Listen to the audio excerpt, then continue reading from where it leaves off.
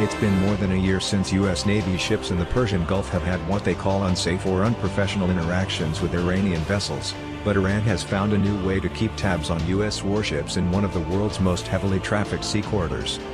According to the Navy, Iranian unmanned aerial vehicles are increasingly active over the Gulf, operating in what officials have described as unsafe ways. Marine Corps and Navy officials said U.S. ships in the Persian Gulf were regularly overflown by Iranian unmanned aerial vehicles, USNI News reported earlier this week. Lieutenant Chloe Morgan, a U.S. Naval Forces Central Command spokeswoman, told Business Insider on Thursday that the most recent unsafe or unprofessional encounter between the U.S. and Iran at sea took place August 14, 2017. In that incident, a drone without any navigation lights flew close to aircraft conducting night landing operations on the American aircraft carrier Nimitz. Before that, on August 8, 2017, an Iranian drone flew close to fixed-wing aircraft conducting flight operations, causing an F/A-18E Super Hornet to maneuver to avoid a collision, Morgan said. While no unsafe interactions have been reported since, the Navy is still on guard.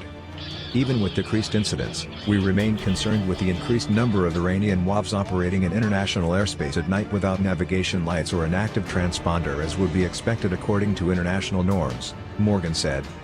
The Navy has also been absent from the Persian Gulf for extended periods this year. When the amphibious assault ship Iwo Jima sailed into the Gulf in June, it was the first time in 2.5 months that a capital ship had entered the region. Some ships from the Iwo Jima's group also remained elsewhere during the operation. We did go to the Persian Gulf. We got the normal welcome from the Iranians, WAVs overflights, exactly as we trained for, no surprises there, Captain Jack Hillman, the commander of Amphibious Squadron 4, said at a conference on Tuesday. 2 Arleigh Burke-class destroyers were also operating in the area, while the Iwo Jima was in the Gulf, according to USNI News. Those destroyers, which are outfitted with powerful air search radars, can detect and identify approaching drones and boats. Picking up smaller drones and figuring out whether they are a threat is harder, Kilman said. The small boats and the WAVs are definitely out there tracking us, he said.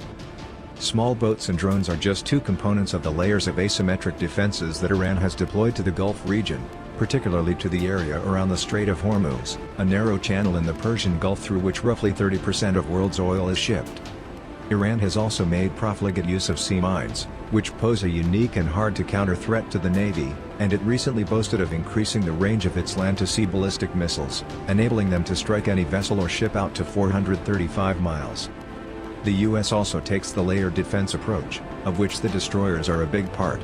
Though the Navy's capacity to keep all the needed parts of that defense in place at the same time may be an issue, Kilman said.